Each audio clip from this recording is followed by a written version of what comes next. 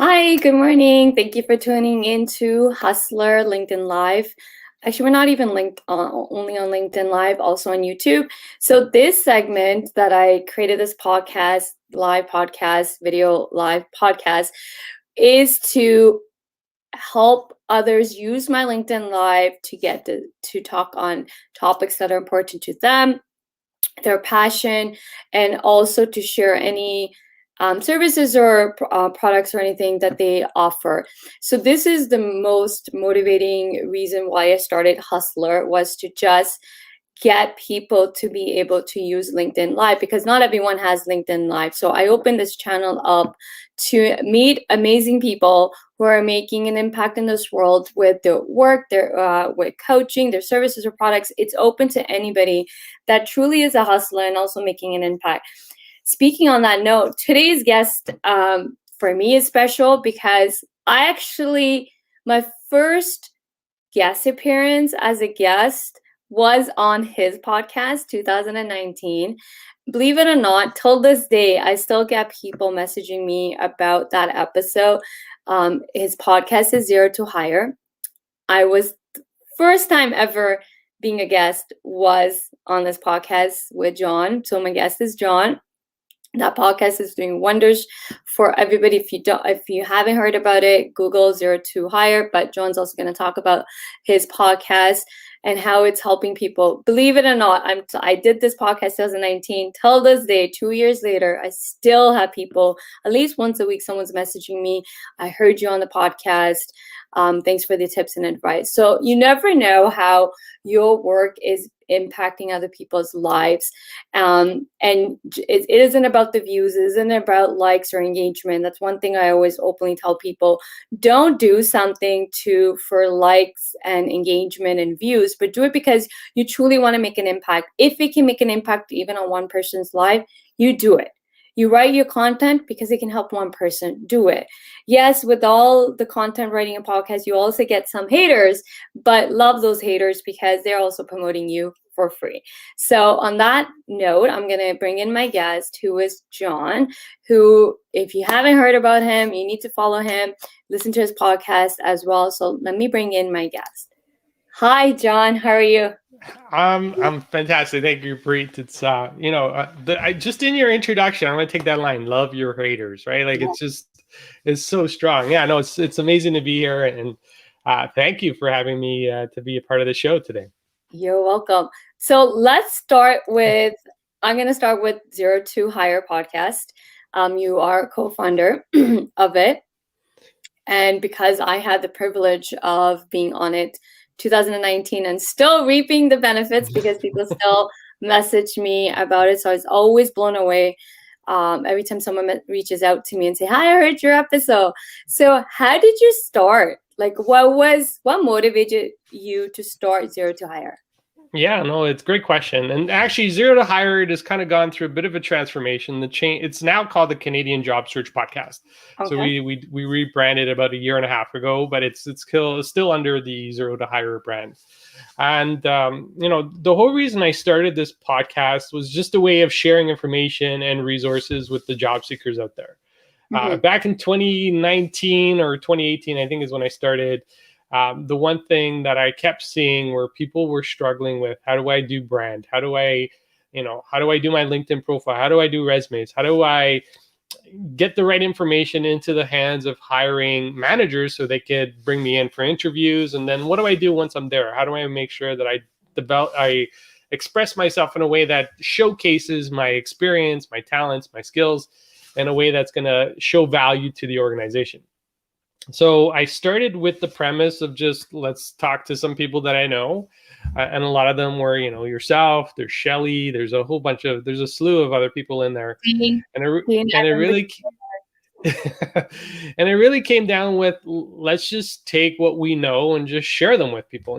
My background as a former hiring manager, I knew what I was looking for when I was, bringing people into the organization and recruiting them.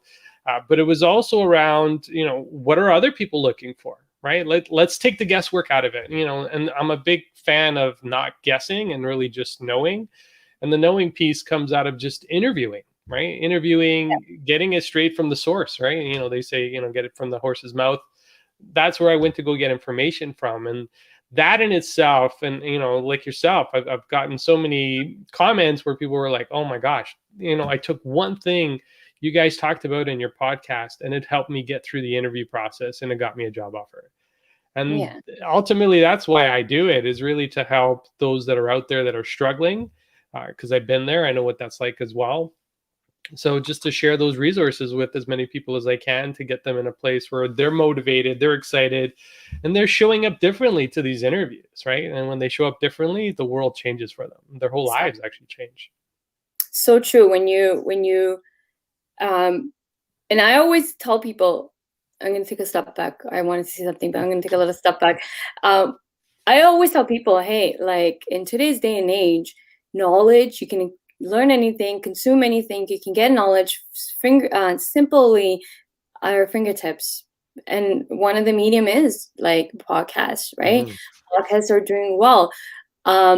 And the knowledge you can even get from listening to other people's podcasts, different guest speakers, just accumulating that knowledge will change you. It will shift you. Even when you show up to those interviews, when you show up to work, if you are listening to, when I'm coaching, I'm like, hey, my first question to someone is like, how many podcasts do you listen in a day? Do you listen to podcasts daily? No. Do you read articles and blogs daily? No. But I'm like, okay, but then how are you then mastering your craft? But then how are you Mm-hmm. also growing and developing yourself if you're just picking and choosing when to do it? But I believe personal and professional development should be done every single day. We shouldn't just be doing it when we're stuck. We should just do it every single day. So it kind of becomes a part of your lifestyle. And podcasts, I always recommend people listen to podcasts because you can be driving and listening. You can be walking and listening. If you're someone like that, like me, who loves taking baths, you can listen to it while you're taking a bath. Like it's just, you can do it so many ways. You can listen to it when you're cooking. Like it's just a way to just integrate it than to say I don't have time, right? Like you can find the time while you're doing something and it's just you're listening to it, right? So yes, I love your podcast. I think it's an amazing thing you started. You also, something I've noticed you do a lot is your content on LinkedIn, and you also do those some challenges. Sometimes it's 5-day challenge. I think you did a gratitude one as well, and you were posting. How do you get inspired to do those challenges, those type of content on LinkedIn? Yeah, no, great question. And actually, I just wanted to add one extra thing that you kind of talked about, and it's a concept I heard from one of the people I listen to, which is Tony Robbins.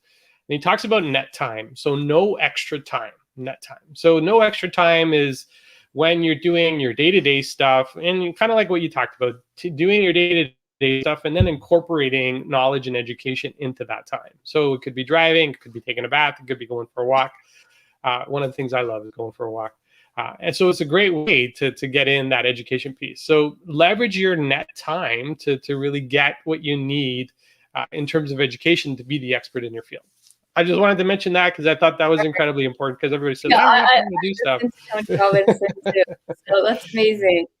So my question is, the content, like all those challenges, I seen them. I was like, how does he like keep up with this stuff? Like challenge this, and you're constantly doing it. It's not like you've like from what I've seen, I haven't seen you you did it once and then you kind of never did it until next year. Like you're constantly doing something with, and it's always a little bit of a different challenge, and you make a video. So where do you get that inspiration to do it? So I'll be a little bit honest. It comes out of laziness and just trying to be effective, right? So, and what I mean by that, so I started doing video because I was actually, years ago when I started on LinkedIn, I used to write blogs or posts inside of LinkedIn, and then I found, for me, I was actually more comfortable in front of a camera. And, I would rather spend more time speaking, and actually came out of a challenge that I gave myself back in 2016, which was to give 300 speeches in a year. And that was really just to get on camera, just be out there and just to get myself in a place where I could get to a space where I could be really comfortable speaking on camera. So from that kind of emerged like all this stuff where I started to create content online. So it could be a 30-day confidence challenge. It could be a 30-day gratitude challenge, anything just to kind of get you going. And the reason I started these things was I personally needed to have an outlet or a platform where I could hold myself accountable. And if I knew I was putting something out there in the world, I knew the world was going to hold me accountable to it. And by Yeah. doing that, I created, I can't even tell you how many videos I've created online at this point. But I've gotten into a rhythm, and this is essentially it, right? It's just kind of taking something where you're uncomfortable and creating a routine around it where you get to be, uh, where you have a nice rhythm around it. And you know this because I watch a lot of the stuff that you do. You people like yourself inspire me to keep going as well, right? Like if it wasn't for the people that I surround myself with, they talk about this premise of uh, you are a sum of the five that you hang out with the most, right? Yeah. So the people that I associate with online are doing the same thing. They're all creating video content. They're doing it almost daily, and they're doing it with the intent of really helping and offering support to other people out there. So I keep thinking about that, and I want to give back, and that's my way of giving back. It's my legacy. It's one of the things I'm constantly thinking about is, what are people going to say about me when I'm no longer here? And this is the opportunity for me to get that message out through this platform, which is, what keeps me going every day. And every once in a while, I'll get a message from somebody and this, they'll say, and I'm sure you get this too, where, they're like, wow, I saw that. And that just kind of changed everything for me, Yeah. and because of it, I'm doing something, or I'm living my life a little bit differently. And, like you said in your introduction, it's not about speaking to 1,000 people. Yeah, numbers are great. But I think more importantly, if you can just touch one life, that's all you need, right? Because that one life will touch another life, and that other life will touch another life. And then, just starts to ripple and grow right across the board. Mhm. So, the goal of any of the content, and right now, every week I'm doing something called Momentum Monday, Check-in Fridays. I Yes. give That. people a little task on Monday, kind of give them the week to kind of work through it, and I check in with them on Fridays. And that for me has just been a way of me staying connected with the people I'm online with. And not everybody comments, not everybody says everything, and I'm okay with that. But what they will do, and I'm sure you've seen this too, where they'll kind of pull you aside and say, "Hey, I saw Yeah. that." Damn. I'm like, well, "Why didn't you comment?" Well, I don't feel comfortable. I'm like, "Okay, no problem." But it's really neat to see. I always say the action actually happens in the DMs.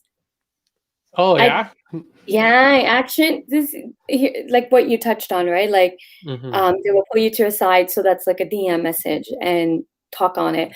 Not everyone's comfortable commenting. Not everyone wants there's many reasons behind it, and one of the ones could be they don't want the employer to know. Or they just don't want other people to know what they're going through or feeling, so they'll Yeah. message you. So I always tell everyone, listen, when you write content, don't worry about likes and engagement or all that stuff. Just you do you, but pay attention to your DMs. I Hmm. guarantee you, people who DM me have never wrote a comment, ever, ever. And I that's what I like. That's what I started to notice was people Hmm. who were messaging me either never liked or maybe they liked, but they never wrote a comment. Or actually 80% of the time, they probably didn't even like my post. I don't pay attention who's liking my post, so I wouldn't know. But comments, you kind of get to see people who's commenting. And it's always many people that have messaged me over the years. It's always been those that 90% are people who've never wrote a comment. So Yeah. comments are where I always say DMs is where the action happens. Yeah. Well, I'll even take it one step further. And so this weekend, so one of the things I do every year, I've been doing for the last 8 years, is the Ride to Conquer Cancer. So there's a team that I ride with. I joined them about 5 years ago, and so we had a little get together. So we did our bike rides. We did, I can't even remember how much money we raised this year, but I know in total in the years that they've been riding together, they've raised over $500,000 for cancer research. And this is a small team, right? We're talking like, at the smallest point, it was only 3 people, and then 21, 22 people. And over the span of 11 years, just over $500,000 for cancer research, which is truly amazing. So together with these guys after our ride on Sunday, and they're like, "Hey, man, we really like your videos." I'm like, "I've never seen you even like or post or like comment, nothing, right?" And they're like, no, we watch it every week. And it's so cool to watch you, get out there and speak and just do your thing. So, and it's just kind of going back to what you were saying, you never know who you're impacting, right? Yeah. So, and one of the things that I've learned, from I believe he's a friend of yours as well, Sultan Akif, which is really around just speaking from a place of the heart, right? And when that comes through, and you're doing it from a place where you just want to give value back to the community, which is this wonderful community here on LinkedIn.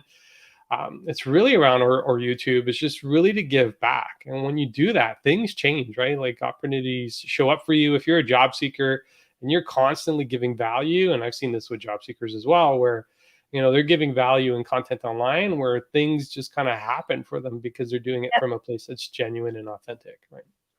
But that's So the yeah. power of making an impact, and you're genuine and you want to do it to give back. Deeper, on a deeper level, it's your passion. If you have passion for what you're doing, you get consumed by it. You love it, right? Like it's a byproduct of loving what you do. So I always tell people, listen, you have to love what you do. If you're just doing it because you want to get famous or you want followers, then you're doing it for the wrong reasons, right? Then that's not genuine. As you said, it's not genuine. Yeah. I think you have to have passion for what you do and take that one step further and do it. You can have passion and you want to do it and everything is in your head, but then you might have fear and you may not do it. So that goes back to the topic you wanted to talk about today, was building your confidence in today's market. So confidence is something that a lot of us lack, and it can be situational based. You can have confidence in one situation, and in one situation you may not have confidence. So going into your topic, what you wanted to discuss today, even though we have like 10 minutes, was, well, how does someone, from your knowledge, your experience, how does someone build that confidence? Yeah, so great question. Yes, we've got 10 minutes, but I think it's more than enough time. But if it goes over, it's fine. I don't like cut people off. It's 11:30. Gotta go. No, we can continue if it needs to be. Yeah, and and this whole thing started from a confidence perspective. It was one of those areas where I was lacking, right? It was an area where I was struggling, and I'm like, well, how do I get myself into a position where I just feel more confident? Because the one thing I saw, especially in candidates that are going through the process, is when they showed up with confidence, they interviewed differently. And having the experience of, being a hiring manager, a former hiring manager, and looking at all the candidates that showed up, those that had confidence, even though they weren't necessarily the best fit in terms of skills, but their confidence, their attitude, everything kind of made me want to work with them, right? Because they kind of showed up differently. So confidence, when I think about confidence, it's really not as difficult as you think it is, right? So there's something called the triad when it comes to confidence, right? And it's something I learned, again, from one of my teachers. And confidence really starts with you and your physiology, right? So how you position yourself physically is going to determine how you express yourself confidently. Now, if I were just to like lean my head in and lower my voice and not have any physical presence, right away that I'm not in a very happy, energized state. Yeah. Right? Like, this is pretty obvious. It's pretty straightforward. And the one thing I know as a hiring manager, that the thing that I was looking for was, how are you showing up physically, right? Like, you could be a shy person, but you can be a shy person with energy, right? Because you've done your work, you've done the pre-work that it takes before you walk into an interview, and this, right? Like, you don't show up not knowing anything, not being prepared, not being present. Confidence comes from that preparation piece, right? So changing your physiology is the easiest way to do it. Amy Cuddy wrote a whole book on this called Presence, where even just standing, and the one thing I like about your logo is you've got that strong pose in there, right? It's almost like that superhero pose. And if you just take that and you hold that pose for 2 minutes, that will start to increase your confidence level by 20 to 30%. 2 minutes. And actually, it was one of the things I used to do when, as I was getting into public speaking, I would go into the bathroom stalls and do this power pose for 2 minutes to build up my confidence. And I remember I was delivering a talk in upper state New York, where I was, for the first time in front of a U.S. audience. I'm like, oh man, I hope these Americans are nice to me. And I get up there and I do this pose, and then I get up on stage, and for like 10 seconds, I felt a little bit of nervousness. There was like 250 people in the audience, and then it just all disappeared, and I just got into my thing, right? I got into a place where I could speak more confidently because I changed my physiology. So that's number one. So change your physiology. Do your superhero pose. It's one of the things they say in neuroscience. If you want to change how you feel, change your physiology. That'll start to change your energy, and that's going to change how you show up. The other thing you want to look at when it comes to confidence is your language and the meaning that you attach to language. So, and if I could just frame this in the time that we have together, it's really around, what are you telling yourself, right? Are you telling yourself that I'm a confident person, I'm a strong person, I'm a person that's giving value? Or are you just giving yourself, I'm a candidate who's looking for a job, who hopefully might get this manager to, or convince this hiring manager that I can do this, that I'm the right person for this. Try to convince them in a way that's not authentic and genuine, right? And the one thing I see with a lot of candidates that are going through the interview process is they're trying to play the system, right? And you know this as well as I do. You can't play a system, because your authenticity will come through. Your Exactly. genuineness will come through. And so it's that word and that language that you use within yourself that's going to change, right? So, I used to have this routine. One of the things I used to do with my clients who were in a place of confidence, I would take them through the sequence of, I call them to, it's called a state shifting sequence, where essentially I take these giant dots and I put them on the floor, and I assign a different resource to each of those dots. So one of the resources could be confidence. Another resource could be humor. Another resource could be value. Another resource could be just giving love, right? And I think part of what we do is we're constantly, through our love for the people that we speak to, is we're coming from a place where we really want to give that value and give that back to the community that we serve. So creating a sequence and using the language with that sequence reinforces how you start to feel confidently, right? Like you're showing up like, whew, I get through this sequence of, language, and using these strong words, and then changing my physiology to match that language. And that's when I come out at the end of it feeling like you can even start to feel it now. Like I can, just because I've run through these sequences so many times, I start to feel it automatically, right? Like you get into a place, and this is the one thing I recommend to all my clients that I'm working with. When you want to get into a place where you want to have that confidence, it's really around shift your physiology, watch the language that you're using. And then the third piece really comes down to, what are your thoughts that are running through your mind, right? So what are the things that are happening internally, things that are happening in your subconscious mind? What are the things that you're internally telling yourself, right? And one of the things, and this sounds weird, but one of the things I used to tell my clients all the time is, before you go into an interview, stay away from the news, right? Don't watch the news, right? Because if you watch the news is not the happiest place in the world, right? They don't share the best things on TV. I shouldn't say I don't listen to it, but I don't follow news. I Because think it's not happy. They always show so. some bad news. Yeah, when I used to do my talks, it used to be the most controversial piece that I would, I would talk about it knowing that people were going to come up to me afterwards saying, well, what do you mean? I have to be informed. I need to be educated. I'm like, so tell me the last thing you did because of a piece of news, right? And so, yes, you need to be informed. And my view on this is, if something's important enough, somebody will tell you. So you don't even have to watch the news, because somebody will say, hey, did you know, Gurpreet, that the numbers are like climbing in Ontario? It's kind of crazy. Like people will just randomly come out and tell you those things, right? Or they'll say, did you hear what's happening in Afghanistan? Like those important snippets of news will make it to your ears. It will come to you. Yeah, even without ever watching the news. Don't get me wrong. I think if you're going to watch the news and you need to be informed, go do it, but take snippets, right? Like 10, 15 seconds. Don't spend more than 2 minutes. Inform yourself on what you need to be informed on, and then keep moving on. But as a Yeah. candidate, the last thing you want to do is watch that, unemployment rates are dropping, organizations aren't hiring people. It's a struggle. There's tons of candidates that are out there still looking for work after COVID, and it's been 18 months and they still can't get into jobs. And then all these things are processing in your subconscious mind. And it's almost, there's this book called Before You Know It, and it's written by John Barge, and it's really around this concept of priming. And essentially, by taking these internal things, watching these news programs, you're priming yourself to a place, to a state where you're not empowered.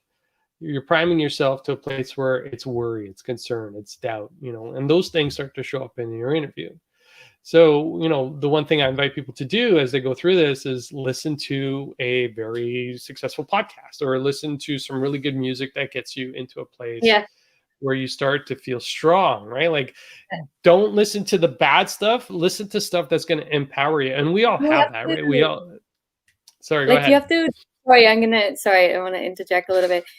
I used to do this as a candidate, like when I used to go to interviews and stuff. The day of, I stopped prep. I won't prep the day of. I'm not going to read anything, nothing. And I developed like a routine. So like now you're not driving, you can do it on video, but you have to drive to go to the interview. I like to show up early. I used to have a playlist of all the music that will pump me in a good energy. And I actually coach people to do this too. It's a part of my interview checklist is, hey, have a routine the day of that will get you, your energy will elevate, right? It is all about energy in the end of the day. And listen to affirmations, listen to anything that would elevate your energy, because in the end of the day, whatever you're stepping in, when the minute you step into a meeting, interviews, whoever, like even me coming into this, if my energy is low, like I like to take, and a lot of people may not know this about me, is anything I do, if I'd like to meditate for 5-10 minutes even to get clear everything out and set the intent of what I want to accomplish. So even coming into this, while I was waiting for you, I did that. Like I set the intent of how I want the episode to go or what I'm trying to accomplish with this episode. And you just let it go from there and you just groove in. So affirmations help. And I tell people, if you I love the fact that you keep bringing up the subconscious mind, and a lot of people are not aware that our subconscious mind is holding so much information the minute we were born. Every situation, every trauma, every pain, everything we've gone through is there. So are the good things, right? But the subconscious mind is also acting on how the energy you are in. So if you have low confidence, it could be something going back to who knows what. But you can rewire your subconscious mind. There's sleep affirmations you can listen to. There's so much tools available to help us through our journey more than ever because of technology. Yeah. And just to kind of build on what you just talked about, it's not so much a lack of knowledge. So there's definitely no lack of knowledge today. We live in an environment where, all you got to do is if I have a question, I can drop it into Google and I will get a million answers. The thing is, and this is where, going back to confidence and kind of building on that, it happens through action, right? So you'll never succeed in something if you constantly keep thinking about it. They say, and one of the best lines I've ever heard on this is, knowledge is potential power. When you implement your knowledge, then you have power. So, and it's around taking. Yeah, when you implement it, that's the gold. Yeah. Just take one thing. And actually, when I go to workshops, webinars, I listen to a podcast, my whole goal is just to take one thing away. And if I can take one thing away and implement it, that to me is success. So I know I've hit my success criteria because I've learned something and I've implemented it. And imagine, you go through your day, you go through your week, you go through your month, or even your year, and you just take one thing every day and you implement. At the end of 365 days, you've implemented 365 things that are going to help you be successful. So as you listen to this call today, as you listen to this podcast, this video, think about the one thing you're going to take from this session and implement. What's the one thing you're going to take and implement today? And if you can do that, I think this is where your confidence starts to, you start to build up your confidence in a way that you could never do that before.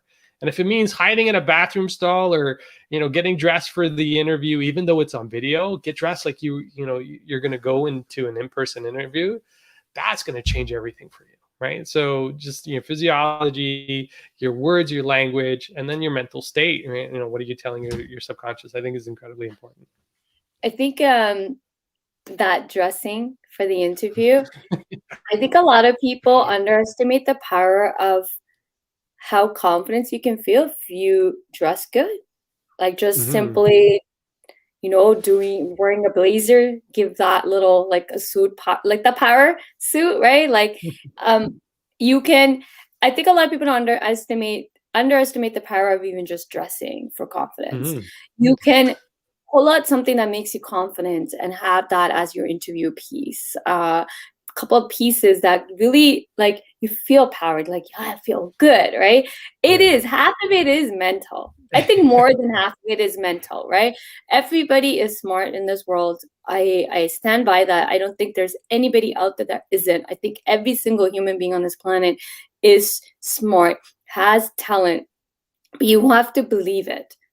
Yeah. Half like you can't if you don't believe in yourself, if you don't believe in your talent, if you don't believe you have anything to offer to somebody, guess what? That person, that's the energy you're giving them. Mm-hmm. And that's the energy the other person is going to receive. Unknowingly, your energy is being perceived. So show up in an energy that you are positive and confident and you believe in yourself, you believe in your skills, you believe that you have the talent, you are here to do something. And I think a lot of times we get too stuck on negativities based on whatever past situations, but we have the tools, as you mentioned. Like we live in a powerful world today because of technology, everything is available to us, but you have to go seek it. You have to be Yeah. hungry for it. And if you're not hungry for it, then nothing in your life is going to change, right? So, if one message I can add on to what you're saying is, we all have choices every day. Like, I love the fact that you said, do achieve one goal, and it's baby steps. Like it doesn't have to be a big goal. I think a lot of times people get too caught up in a big goal, but just look Mm-hmm. at it today. What do you want to pick? One thing you want to accomplish. It could be as small as I'm gonna get a 5K walk in, Yeah. right? And that one walk, and you just commit to doing it. And that 5K, if you did 5K, you're gonna feel so empowered after that 5K, like I did it, right? That Yeah. energy. So I love the fact that you said implement one thing every single day, that small goal. And in the end of the year, 365 goals have been accomplished, right? I love that statement, that analogy that you just put forward. And I hope people will do that. But baby steps, guys. Like if you Yeah. lack confidence, overnight your confidence not going to increase. But if you start taking steps, remember it's baby steps to get there. Like no one knows this. I was a shy person. Hated speaking. I didn't like public speaking. I didn't like doing presentations. Long story short, I knew I needed to develop this as a skill, as an asset to me if I want to be successful as an entrepreneur. Yeah. And I knew I couldn't be without it. So I started putting myself out there. I started doing talks here and little workshops, whatever. No matter how scared it made me, I still did it. And you always come out on the other side. So one thing I can tell people is something you're scared of, you should do it. Don't run away from it. Mm-hmm. Do it. Do it because you're scared because it's uncomfortable. You're scared because you've never done it. Don't run away from your fears. Face them head on, and it's a way to develop yourself further. Um, and confidence will also come from facing your fears as Yeah. well. No, absolutely. Yeah, no, it's just kind of, yeah, just what you said, just take that one thing, implement it and execute it. Um, Changes everything, right? And then, one of the things I started doing recently, swimming, right? Like I before the pandemic, I used to swim, but now I've got a goal of just going out, and every time I swim, I just want to add an extra 50 to 100 meters at the end of my swim. And over a period of, last 4 weeks, I've been able to add 400 extra meters to my swim. It doesn't Mhm. sound like a lot, but it doesn't matter because at the end of the day, it's just for me. It's not for anybody else. But if you take that and if you just improve a little bit, and just I remember from our first podcast to where you are today, you've, created a completely different person, a person who I know a lot of people, respect, admire. I do as well. This is why I continue to follow you. And this is why I've been invited to this, is because of the person that you've become, because of that process. And like you said, it doesn't matter if you're scared, and you could be scared out of your wits. But once you get to you get onto the other side of it, you're like, that wasn't so bad, right? Or that was the worst experience in my life. How can I make it better next time? And that's really what it's all about. That constant improvement, that little bit, right? And for job seekers, that little bit is going to make the biggest difference when you're going through the job search process. One interview failed for you, find another way to make that next interview better, right? Just kind of improve just a little bit every single time. And then you'll eventually land where you want to land, right? Interviews, I think, I love what you said. I'm just going to add a little bit onto it is every interview, self-reflect how you can do better. Don't just think you did an amazing job and you got to keep doing it. No. I think a lot of times we don't self-reflect enough and not self-aware of a lot of things. I think after every interview, I coach people on this is after your interview, right away, write down every question they asked you and how did you answer, and then just do self-reflect. Okay, well, how can I answer this better the next time? Mm-hmm. Don't just be happy with this answer.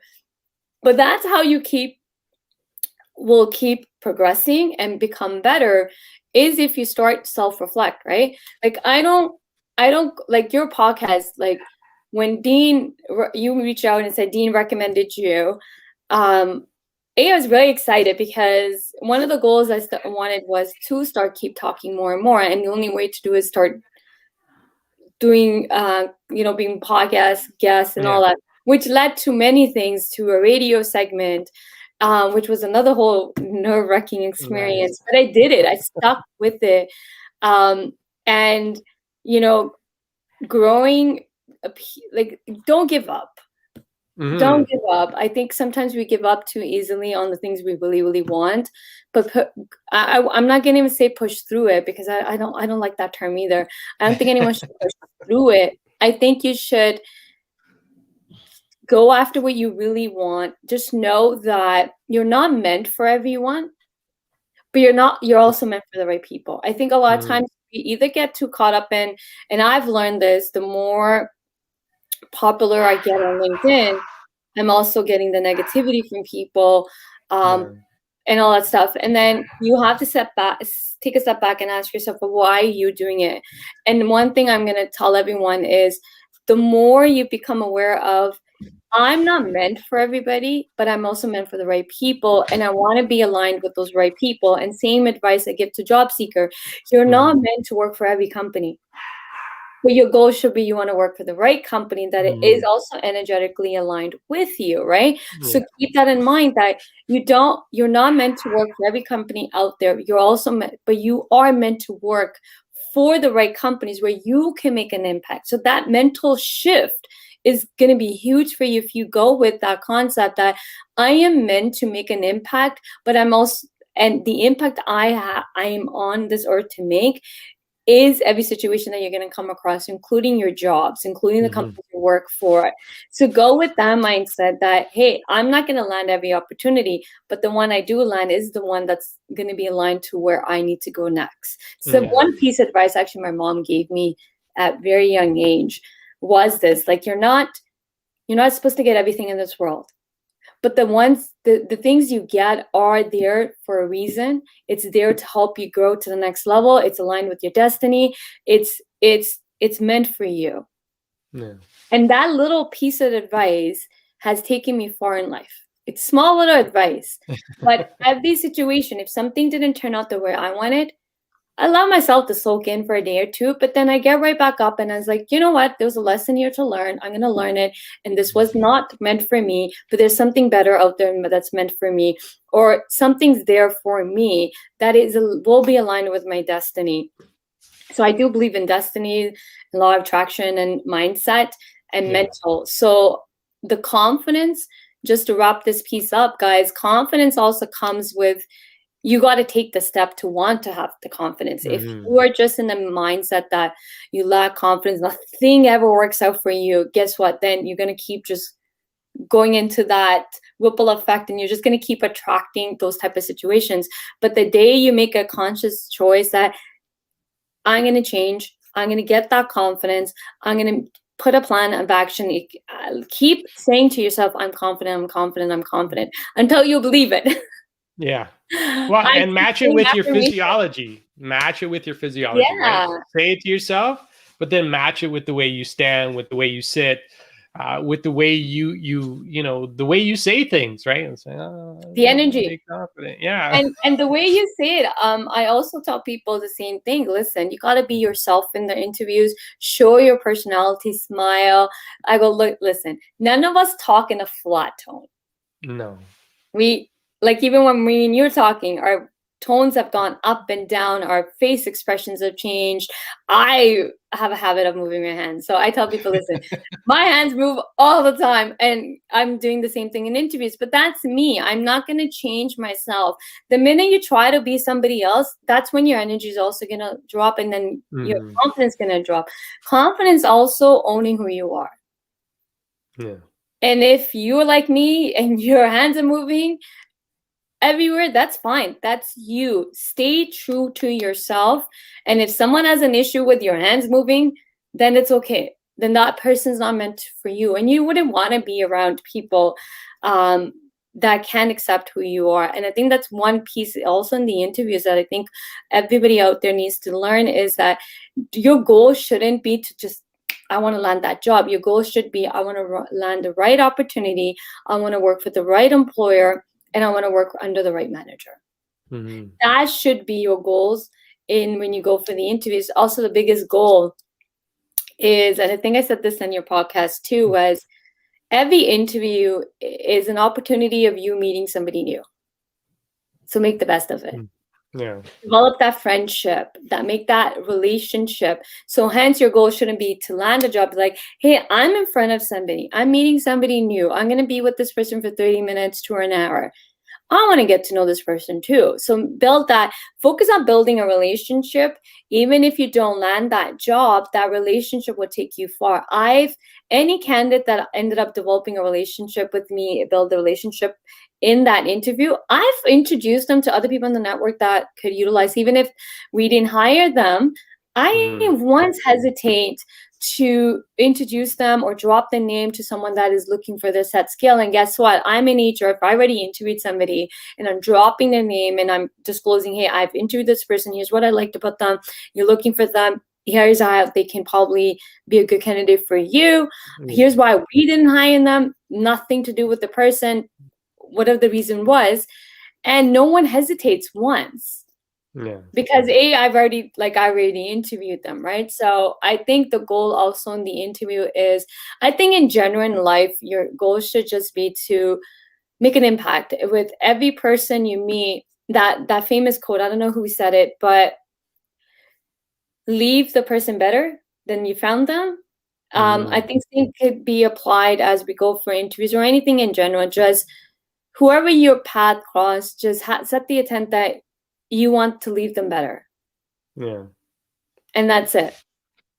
So on that note, I'm going to end the segment here. But before I end the segment, two things. One, John, what's one piece of advice or message you want to leave everybody today with? Oh man, that's a good question. So if there's one piece of advice, is you have all the resources you need within yourself to accomplish anything you want. Just give yourself some time and really tap into that. And once you do, the world is your oyster, as they would say. So yeah, you have all the resources you need, and just tap into what's already there. Okay, and how can people reach you? Who do you work with? Yeah, for sure. If people want to connect with me, if they want to learn more about me, check out my LinkedIn profile. Just LinkedIn/IN/Ribeiro John. I'm available there. I got content there as well, and you can always message me and connect with me there. Or if you want to check out my online school, it's the Canadian Job Search Academy as well. CanadianJobSearchAcademy.com.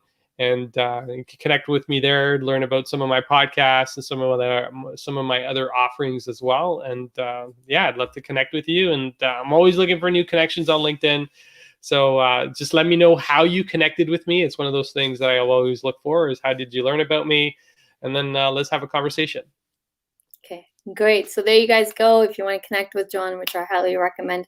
I also did tag him in the post for today. So you can either go on my post and just click on his name and it will take you guys straight to his LinkedIn profile. So follow him, connect with him.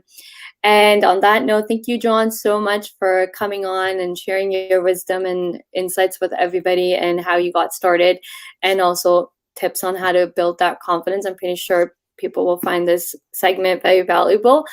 Also, guys, I will be back next week with another segment with another guest. So Hustler isn't a talk show. It isn't just me talking. Each segment has a guest if they can make it. There are a little bit, sometimes people can't make it and we have to cancel, so which is not a problem. This segment, Hustler, is about anybody that is working hard, hustling, doesn't give up on the dreams, sharing their wisdom, insights, want to make an impact in this world. You want your message to get across other people. I'm just leveraging my LinkedIn Live and giving a platform and sharing my platform with other amazing professionals out there on LinkedIn who may not have LinkedIn Live that they can voice or showcase their or share their knowledge. So if anybody wants to be a guest on Hustler, feel free to DM me. I don't have any slots until next year. So just keep in mind that the bookings will be for next year. I'm planning to continue this segment as long as there's people out there that want to share their journey and experience and, share advice and tips on any topic that you want to cover. This is open invitation for everybody. You don't have to be famous or be an entrepreneur or anything like that to be on this segment. Anybody that wants to make an impact is more than welcome to be a guest on this show. So I'll be back next week. So until then, keep safe and enjoy your rest of your week. Bye. All right. Thanks. Bye.